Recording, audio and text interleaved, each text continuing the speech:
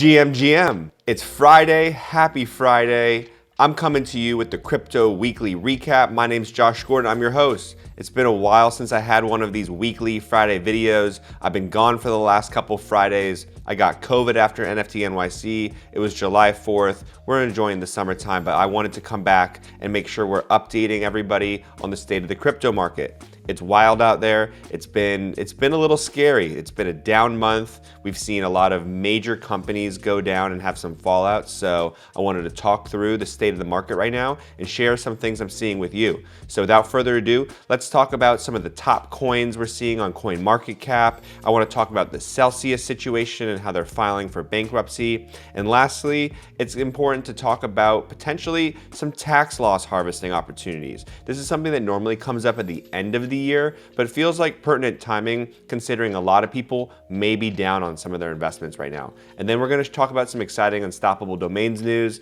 and wrap up from there. Let's dive in.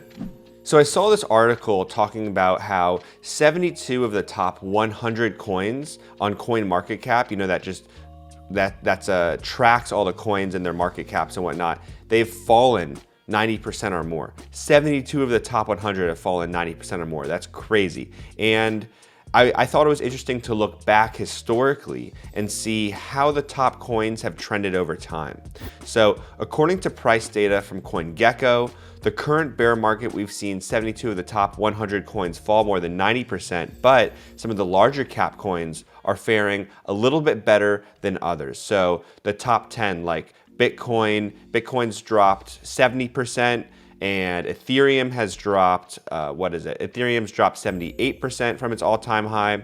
So some of the top major coins have been a little bit better in terms of how far they've gone down from their all-time highs than the altcoins. I mean, that's nothing new, but it's interesting to see how if you're basically holding any altcoin outside the top 10, it's guaranteed to have dropped 90% or more by now. If you're holding one of the top dogs, the Bitcoin or Ethereum, that was the safer bet. And it's crazy to say that they didn't do as bad and they still dropped 75 or 70%, but that's what we're seeing right now. So there's a chance we could see these fall a little bit lower to get towards that max capitulation, that max pain of the 90% drop, but we'll see.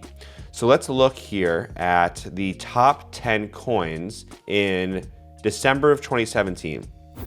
Bitcoin and Ethereum stay at the top, followed by Bitcoin Cash, Ripple coming in at 4, Litecoin, Cardano, IOTA at 5, 6, and 7, Dash, NEM, and Monero at 8, 9, 10. So I would say, a lot of people that joined crypto in 2021, 2022, maybe even 2020, you might not really be familiar with IOTA, but that was a big coin that was popping off in the 2017 run. Litecoin was still dominant. Litecoin was referred to as the silver compared to Bitcoin being gold. And Litecoin's still around today, but people don't really talk about it. I haven't really heard it as something people are buying or investing in. And yeah, Monero's still around as a privacy coin.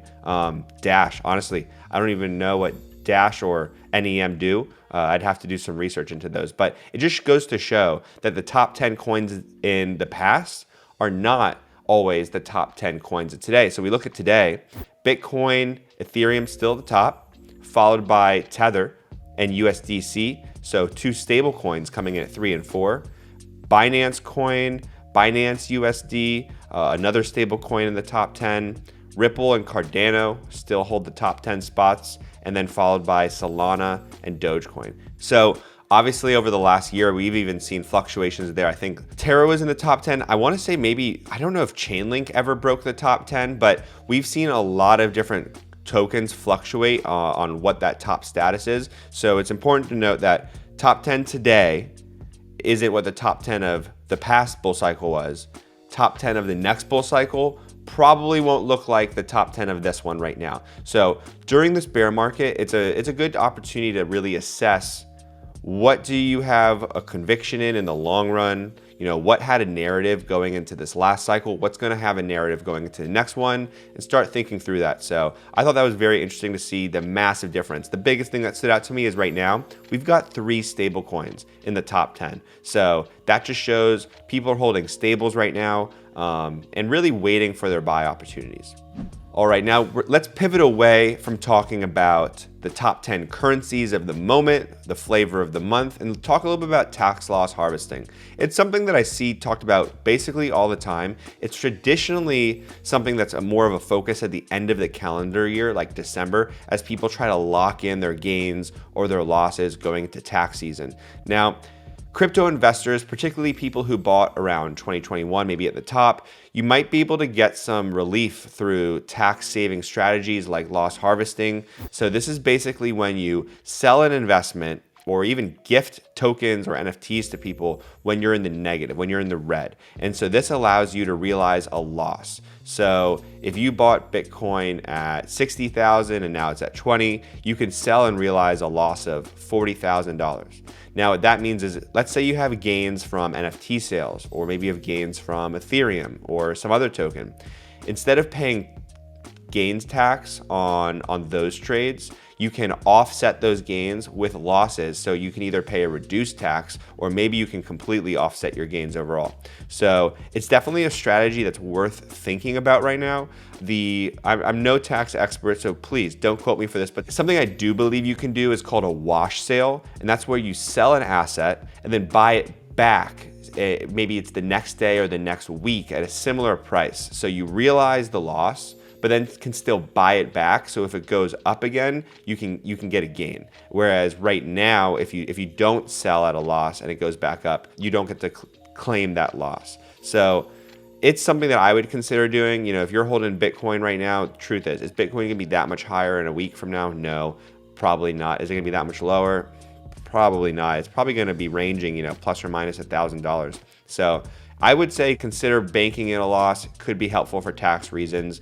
Definitely recommend reporting all your crypto trading and NFT sales for tax purposes. It's not something you want to mess around with. And I've talked to a lot of seasoned folks in the game for a while, and it's advice I hear across the board. So definitely don't try to sneak away from the system. With story number 3, we got to talk about some of the dominoes that have fallen from the 3AC catastrophe, the major fallout there. We're now seeing people who have loaned money to 3AC become severely affected, or just people in the market who are over leveraged in different ways. Celsius being one of them. Celsius filed for Chapter 11 bankruptcy in New York. So let's dive into this a little bit more. The announcement was shared on the company's Twitter and account holders via email on Wednesday, July 13th. One of the things they said was they vowed to emerge from Chapter 11 positioned for success in the cryptocurrency industry. So one thing that I learned about Chapter 11 bankruptcy during the last couple weeks, personally, I was affected by Voyager. I can dive into that story on a separate YouTube video. It's my funds are locked up on the site. I can't withdraw, I can't trade, I can't sell, deposit, anything like that, right? And Celsius is facing a similar situation. Everything's locked down. But one thing I learned about Chapter 11 bankruptcy is that it allows a company to stay in business and restructure its obligations. So instead of going just flat out bankrupt and not operating anymore. So out of all the types of bankruptcy, it's not the worst one. It means Celsius is going to try to make good on their debt. They're going to try to make customers who are using the platform whole again.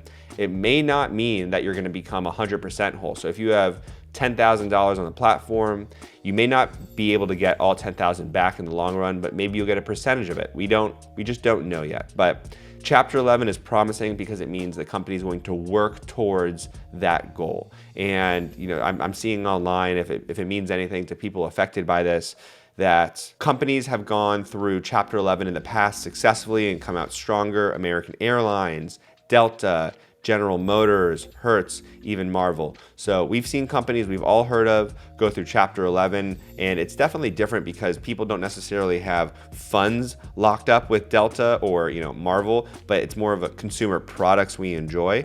So we'll see how this shakes out in the long run. However, it's looking to be like it's going to take several years for these companies to eventually repay. So don't count on getting your money back if you're affected by these companies going into bankruptcy. And B, if you do get money back, probably don't expect it to be 100%. So that's my mindset around this. I know that's not necessarily relief. I want to say that if you are affected, I'm deeply sorry. I feel your pain. I empathize. I'm going through it too. It's a sucky situation to be putting your trust in companies, to be pushing on the forefront of technology, and to be really a pioneer in the cryptocurrency industry. If you're using crypto now, you're a pioneer. And unfortunately, we're also facing repercussions. So I saw a post from Miles Jennings on Twitter, and he works with A16Z around policy and regulations on that kind of stuff. And he said something that I thought was worth sharing, which was, in light of recent Web3 regulatory FUD, it's worth noting that nearly all of the damage caused by these centralized finance lenders, like a Voyager, like a Celsius, could have been prevented through the application of existing securities laws and anti-fraud statutes. So while he goes on and says, like, while it's possible that we see regulations come that are over the top, maybe more than necessary, he does think that these regulations could have done a lot to prevent the kind of lending and risky practices that these platforms are doing with consumer funds. So, you hate to be the reason why regulation is getting put in place, but at the same time, this is a good example for why we need it in the crypto industry, for really consumers to be protected and for trust to be gained. So that's something that I'm personally looking forward to seeing in the coming years.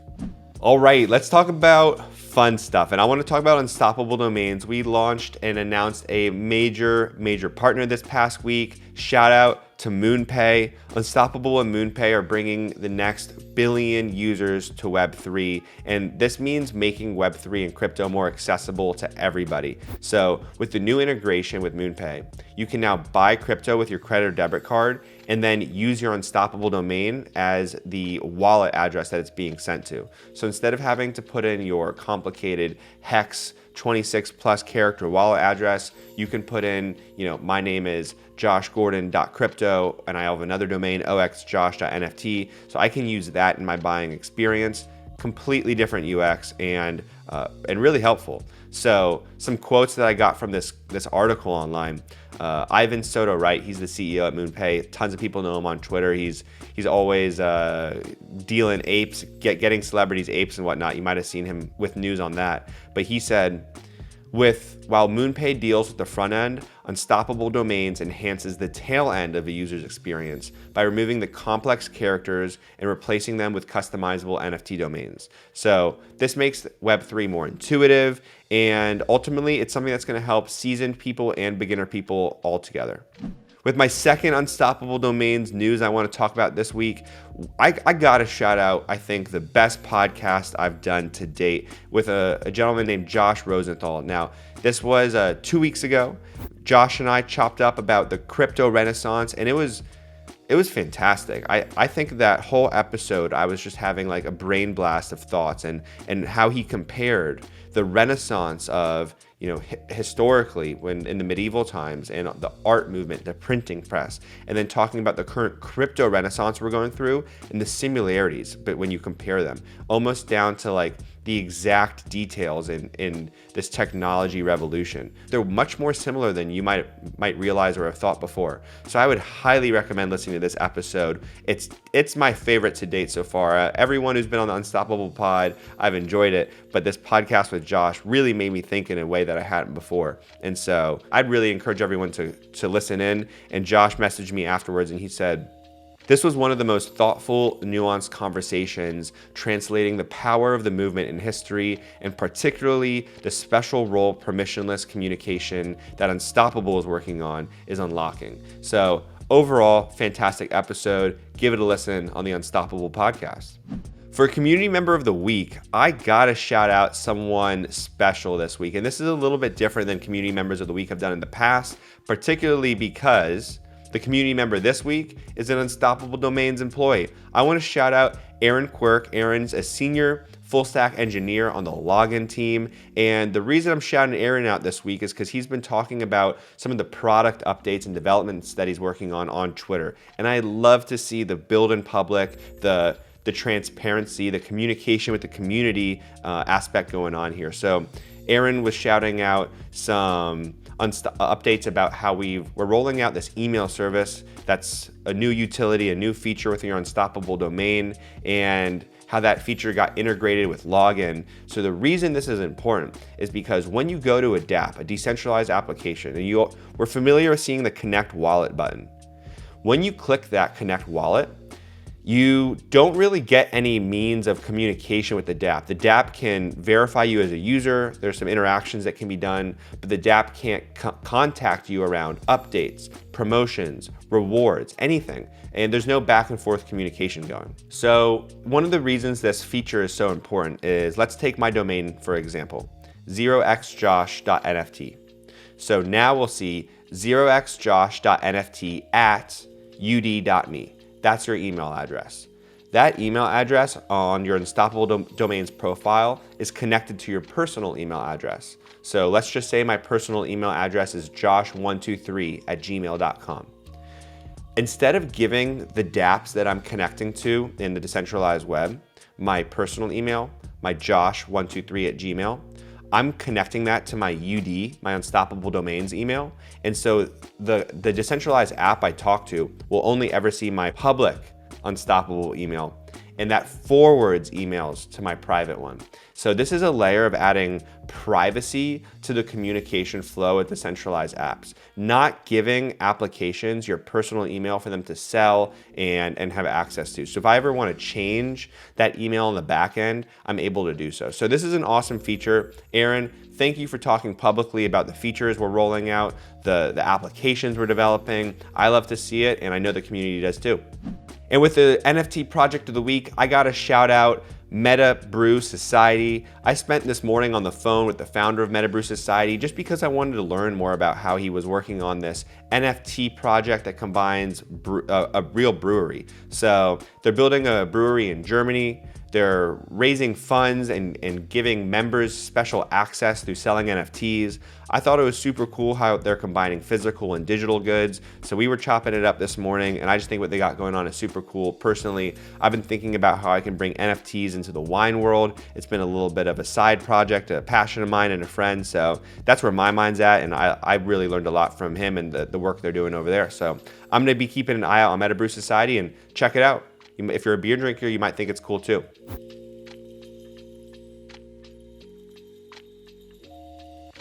All right, that's a wrap for this Crypto Weekly Recap. I hope you enjoyed it, learned something today, gave you something to think about.